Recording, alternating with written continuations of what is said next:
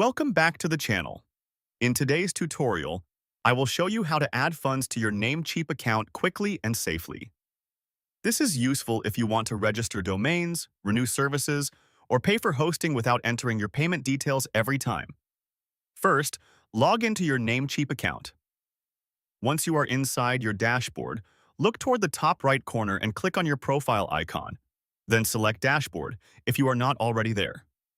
From the left sidebar, click on Billing and then choose Add Funds. You will see different payment options such as credit card, PayPal, and sometimes account balance methods depending on your region. Next, enter the amount you want to add.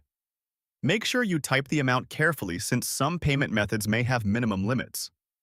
After that, select your preferred payment method and click Continue. Follow the on-screen instructions to complete the payment. Once the transaction is successful, your account balance will be updated almost instantly. That is it.